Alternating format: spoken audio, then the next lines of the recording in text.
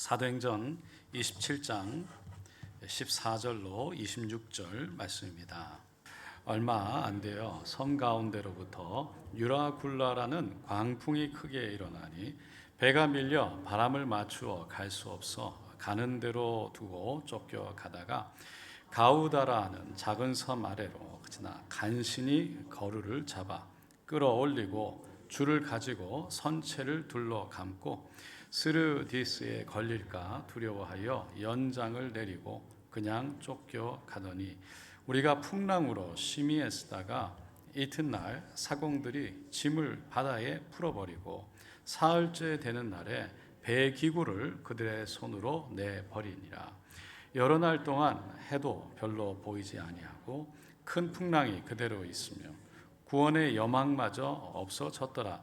여러 사람이 오래 먹지 못하였음에 바울이 가운데 서서 말하되 여러분이여 내 말을 듣고 그레데에서 떠나지 아니하여 이 타격과 손상을 면하였더라면 좋을 뻔하였느니라.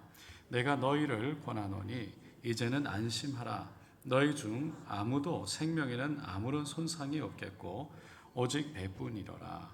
내가 속한 바 곧 내가 섬기는 하나님의 사자가 어젯밤에 내 곁에 서서 말하되 바울아 두려워하지 말라. 내가 가이사 앞에 서야 하겠고 또 하나님께서 너와 함께 항해하는 자를 다 내게 주셨다 하였으니 그러므로 여러분이여 안심하라. 나는 내게 말씀하신 그대로 되리라. 하나님을 믿노라. 그런즉 우리가 반드시 한 섬에 걸리리라 하더라. 아멘. 오늘 저는 사도행전 27장 14절로 26절 말씀을 통해서 바울아 두려워하지 말라라는 제목으로 함께 은혜를 나누고자 합니다. 사도 바울은 예루살렘에 갔다가 성전에서 유대인들에게 붙잡혀 끌려나가 죽을 뻔하는 상황에 처했죠.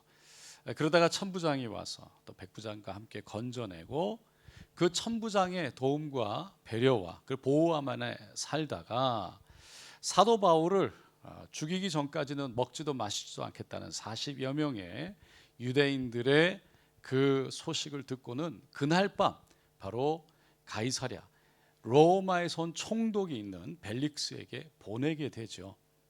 그 벨릭스 안에 2년이라는 시간이 지나고 벨릭스는 거기서 파직을 당하고 그 다음에 온 베스도라는 이 총독에 의해서 신문을 받는 과정 속에 사도 바울이 이 로마의 가이사에게 황제에게 내가 상소한다 어필한다 라고 하는 바람에 결국은 사도 바울이 죄수의 몸이 돼서 로마로 가게 되는 겁니다.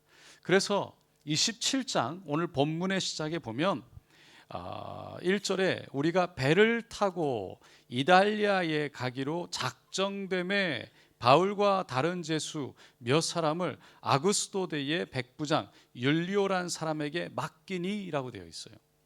그러니까 사도 바울이 이탈리아 로마죠. 그곳에 이제 로마로 배로 이송이 되는 것이 결정되어졌고 배를 타고 가게 되는 거죠. 근데 문제는 배를 타고 가는 도중에 바람이 너무 많이 이렇게 불어와서 앞으로 나가지 못해서 시간을 많이 소요하는 바람에 겨울이 와버린 거예요. 겨울이 와버렸다는 얘기는 그 로마로 가는 그 항로길 가운데 겨울이 되면 큰 태풍이 자주 일었어요. 그러니까 사도 바울이 더 이상 항해를 하면 안 된다고, 배와 물품 그리고 우리 모든 사람들의 생명까지도 위태로울 수 있다고 경고를 해요. 그러면서 잠시 정박해 있던 그레데 섬 미항이라는 곳에 그때 있었는데 이곳에서 겨울을 지내고 다시 로마로 항해해서 가자고 그렇게 권면을 합니다. 하지만 이 선장 그리고 선주 배의 주인은 그렇게 생각하지 않았어요. 그곳에서 약 60km 떨어진 베닉스라는 항구가 있는데 이 그레데 섬의 항구는 워낙 작은 항구이기 때문에 그곳에서 겨울을 지낸다는 게 쉽지는 않았어요. 그러다 보니까 이 큰 항구, 베닉스 항구로 가서 그곳에서 겨울을 지내자고 얘기를 하는 겁니다. 우리가 오늘 읽지는 않았지만 27장 11절에 보면 백부장이 선장과 선주의 말을 바울의 말보다 더 믿더라라고 되어 있어요. 결국은 이 베닉스 항구를 향해서 출발했는데 배가 남풍이 불어오면서 처음에는 매우 순조롭게 가는 것 같았어요. 그런데 얼마 가지 않아 엄청난 바람이 불어오면서 우리가 방금 읽었던 그 광풍, 유라굴로 광풍이 배에 몰아치는 것이었습니다. 선장을 또 선주는 그 지역을 늘 다니던 사람이고 그 지역을 잘 알고 있던 사람이었어요. 그래서 어떻게 보면 상식적으로 생각하면 백길도 잘 알고 어디가 물살이 세고 어디가 물살이 문제인지 어디가 물이 얕은지 다 알고 있고, 그러니까 함께 사도 바울을 이송했던 백부장, 이 백부장의 마음에는 선장과 선주의 말에 귀가 더 솔깃했던 거죠. 매우 상식적이었고 매우 당연한 얘기였기 때문이에요. 그런데 우리가 예수를 믿고 나면 하나님과 동행하고 하나님을 따라가다 보면 우리가 생각하는 당연한, 이 땅에 생각하는 당연한 것을 따라가기 이전에 그것이 중요하지 않은 것이 아니라 이 땅에 살아가는 동안의 지혜와 이 땅의 지식과 이 땅의 재능과 이 땅의 경험이 아주 중요하지만 그 전에 우리가 더 중요하게 생각해야 될 건 바로 하나님의 뜻이라는 거예요. 하나님의 음성이라는 거예요. 아무리 좋은 계획이 있더라도 하나님이 허락하지 않으면 안 되는 거예요. 왜? 조금 늦게 가는 것 같지만, 조금 천천히 가는 것 같지만, 여러분 그렇게 쉬었다 가는 것이 가장 좋은 길이고 하나님이 가장 선한 길이 되기 때문인 것입니다. 그래서 우리가 어떤 결정을 내리든 간에 당연히 우리가 이 땅에 살아가면서 우리가 당연한 것과 상식을 또 우리가 취하고 공부하고 또 우리가 배워야 하겠지만, 그 전에 어떤 결정이든지 간에 먼저 기도하고 마음의 평안과 마음의 응답을 받는 게 정말 중요한 거예요. 시편 9편 10절에 야훼여 주의 이름을 아는 자는 주를 의지하오리니 이는 주를 찾는 자들을 버리지 아니하심이니이다. 여러분, 우리가 하나님을 의지한다는 것이 무엇입니까? 하나님을 따라간다는 것이 무엇입니까? 하나님의 음성을 구하고 하나님의 뜻을 구하는 거예요. 그리고 하나님 앞에 기도하면서 우리 마음속에 하나님의 응답을 붙잡고 살아가는 것이죠. 그게 없을 때 때로는 어려움을 만나기도 하는 거죠. 여러분, 하나님은 주님을 의지하는 자를 끝까지 책임져 주실 줄로 믿습니다. 그 시편 기자가 주를 의지한다고 말하면서 주를 따라가기를 원했던 거예요. 여러분, 이게 우리가 말로 하니까 매우 당연하다고 생각해요.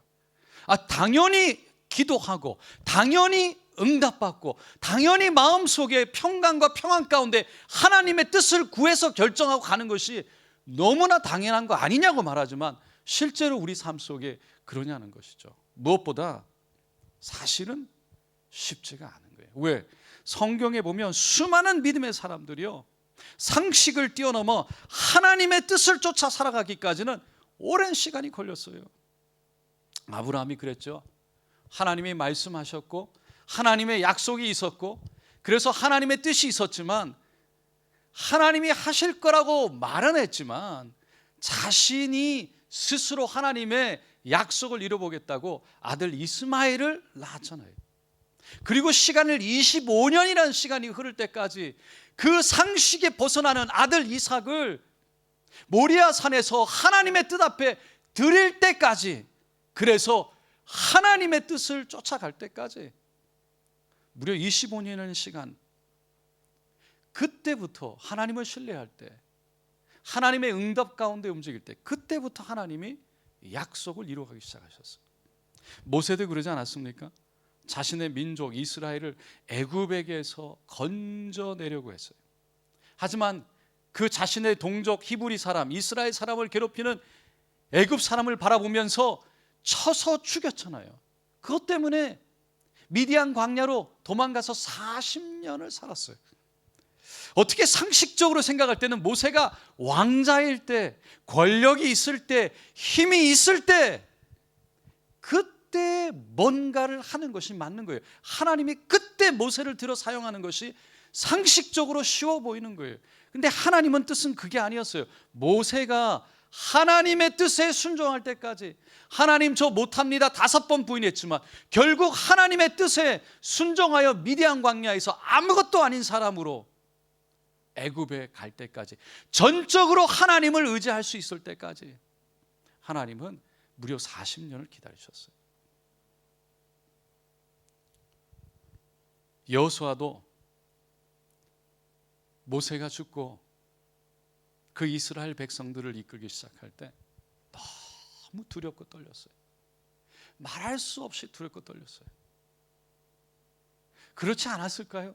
그 200만 명이나 되는 수많은 이스라엘 민족, 그 민족을 40년 동안 이끌어왔던 모세, 40년, 그 모세가 죽고 그 자리에 세워졌을 때, 그리고 그 약속의 땅, 가나안 땅, 요단강을 건너서 그 네피린의 후손이 있는 그 땅으로 들어가야 된다는 생각, 그들을 이겨야 되고 싸워야 되고 그 땅을 차지해야 된다는 게 얼마나 여호수아에게는 두렵고 떨렸었어요. 그래서 하나님이 여호수아에게 찾아오셔서 가장 먼저 하신 말씀이 두려워하지 말라, 강하고 담대하라, 내가 너와 함께 하겠다 했어요. 여러분, 우리 눈에 보기에 좋은 것 같고 당연한 것 같아도, 상식적인 것 같아도 먼저 하나님께 기도하고 하나님의 길을 찾으려고 우리가 간구하고 주님 앞에 엎드릴 때, 여러분, 하나님의 마음이 우리 안에 임하게 될 줄로 믿습니다. 여러분, 주님의 응답으로 움직이게 되시기를 예수님의 이름으로 축원드립니다. 오늘 본문으로 다시 돌아가서 사도 바울이 탄 배는 276명과 함께 유라굴로 광풍을 만났잖아요. 거기에서 바람이 너무 세니까 어떻게 배를 움직일 수가 없는 거예요. 닷도 걷고 돛대도 다 걷고, 그냥 배가 자기가 저어서 가는 게 아니라, 바람을 맞아서 가는 게 아니라, 이게 그냥 물결에 그냥 던져졌어요. 뭐 어떻게 할 수 없어요. 성경 보면 그냥 표류된 거예요. 그냥 물결에, 바람에 맡겨진 거예요. 구명보트가 있었는데 그걸 끌어올려서 잡아매고 끈으로 배가 부서지지 않도록 모았대요. 묶었대요. 그 스르디스라는 것은 성경 밑에 보면 모래톱이라고 되어 있어요. 그러니까 밑에 배가 밑에 걸릴 수 있는 바위 같은 것들을 말하는 거죠. 그런 거에 걸리지 않도록 무게를 줄이려고 연장들, 그 배에 여러 가지 무거운 연장들, 그러니까 배가 움직이려면 연장이 있어야 되는데 그 무게를 줄이려고 그것부터 버렸던 거죠. 그 다음날 또 배의 무게를 줄이려고 배 안에 있던 기구들을 사람들이 막 버리기 시작했어요. 막 폭풍이 치고 파도가 넘실거리고 물이 넘쳐서 배가 막 좌우로 흔들리는 그 상황 속에서 지금 뭐 사람들이 정신이 없는 거에 살려고 막 지금 보면서 뭘 해야 되냐? 가볍게 해야 돼. 그래서 배에 있는 거를 다 버리는 거죠. 그게 14일을 가는데 성경에 보니까 밤에는 별도 잘 보이지 않고 낮에는 햇빛도 잘 보이지 않는 깜깜한 어둠 속에 도대체 어디로 가고 있는지, 무엇을 하고 있는지 알 수도 없을 뿐만 아니라 먹지도 못해서 굶은 상황 속에 좌절과 두려움과 살 수 있을까에 대한 여명, 소망조차 사라진 그 상황 속, 그때 한 사람이 일어나서 이렇게 외칩니다. 내가 너희를 권하노니 이제는 안심하라. 너희 중 생명에는 아무 손상이 없겠고 오직 배뿐이로라. 사도 바울이었어요. 276명 중에 사도 바울이 일어나서 그런 상황 속에 지금 이렇게 말씀을 외친 거예요. 사도 바울이 이렇게 외칠 수 있었던 이유는 그 다음 절 23절 24절 말씀. 다시 한번 읽어볼게요. 내가 속한 바 곧 내게 섬기는 하나님의 사자가 어젯밤에 내게 서서 말하되 바울아 두려워 말라. 내가 가이사 앞에 서야 하겠고 또 하나님께서 너와 함께 항해하는 자를 다 내게 주셨다 하였으니. 25절 그러므로 여러분이여 안심하라. 나는 내게 말씀하신 그대로 되리라고 하나님을 믿노라. 그런즉 우리가 반드시 한숨에 걸리리라 하더라. 사도 바울이 그렇게 안심하라, 두려워하지 말라, 이제 생명에는 지장이 없을 것이라고 외칠 수 있었던 이유는 그가 기도 가운데 한밤중에 14일이 지나고 나서야 하나님의 음성을 듣고 하나님의 마음을 받았기 때문인 거죠. 하나님의 말씀을 들은 사람, 하나님의 음성을 들은 사람, 하나님의 확신과 마음의 평강과 평안이 있는 사람, 칠흑같이 어둡고 그 배를 움직이는 여러 가지 기구들과 그 모든 툴들을 바다에 던지고 그냥 파도에 배를 맡긴다 할지라도 전혀 살 수 있을 것 같은 가망이 없어 보인다 할지라도 여러분 소망을 선포할 수 있게 될 줄로 믿습니다. 그게 바로 하나님을 만난 사람, 하나님의 음성을 들은 사람들의 특징이라는 거예요. 여러분 이 믿음은요 내가 만드는 믿음이 아니에요. 내가 만든 긍정의 믿음이 아니에요. 이 믿음은 하나님이 주신 믿음이에요. 됩니다, 합니다가 아닙니다. 하나님의 확신의 음성이 있을 때 할 수 있는 거예요. 오늘 이 말씀을 통해 우리는 엄청난 위로를 받습니다. 사도 바울은 비록 하나님의 사람이었지만 계속되는 폭풍우 속에서 14일간의 그 어둠 속에서 인간적으로 너무 두렵고 너무 힘들고 너무 고통이었어요. 어떻게 할 수 있냐고요? 사도 바울에게 천사가 나타나서 말한 것이 두려워하지 말라, 염려하지 말라고 했기 때문이죠. 사도 바울이 그렇지 않았더라면 천사가 그 말을 할 필요가 없었겠죠. 햇빛이 보이지 않고 별들이 보이지 않는 그 시간이 하루가 아니었어요. 이틀이 아니었어요. 3일이 아니었어요. 5일이 아니었어요. 7일이 아니었어요. 2주 동안 계속됐어요. 여러분 상상해 보세요. 그런 상황이라면 누구라도 두렵지 않겠어요? 이 배를 조정할 수 있는 것도 없어요. 바람이 그쳐도 앞으로 어떻게 나가야 될지도 모르겠어요. 이 배는 육지에 닿아야지만 되는 거예요. 스스로. 여러분 우리도 인생을 살면서 얼마나 자주 이런 두려움과 걱정이 다가옵니까? 우리 인생의 배가 정말 유라굴라 같은 강풍을 만나서 때로는 정신없이 살려고 이 길밖에 없는 것 같아서 가지고 있던 것들을 내어 던지기 시작하고 내려놓기 시작하고, 그럴 때 얼마나 우리는 고통스럽고 이것이 끝난다고 끝날 것 같지 않는, 그 다음은 뭐가 있을지, 지금 이게 지나간다고 해결될 것 같지 않은, 그 다음은 뭐 어떻게 헤쳐나갈 방법이 보이지 않는 상황 가운데 두려움이 찾아오지 않습니까? 아이들이 열이 나고 아이들이 아플 때, 때로는 너무 오래 아픈, 나을 것 같지 않을 때, 낫는다고 후유증이 없는지 그걸 인해서 또 다른 것이 일어나고 그럴 때 순간 우리에게 걱정이 오죠. 자녀들이 다 커서 밤늦게까지 집에 들어오지 않으면 교통사고에 대한 걱정이 왜 밀려오지 않습니까? 여러 가지 걱정들이 마음속에 순간순간 들어오죠. 그리고 실제로 교통사고를 경험하고 나면 그 다음에 조금이라도 늦게 들어오면 마음이 이루 말할 수 없는 것이죠. 직장이 어려우면 직장에서 그만둬야 될까? 사업이 잘 안 되면, 이번 달 안 되면 다음 달은 될까? 다음 달이 돼도 그 다음 달은 또 될까? 여러분, 끊임없는 두려움과 걱정들이 우리에게 있는 거예요. 요즘에 이 인플레이션 때문에 물가가 올라가고 이자가 올라가고 많은 사람들이 두려움과 걱정 속에 살아가죠.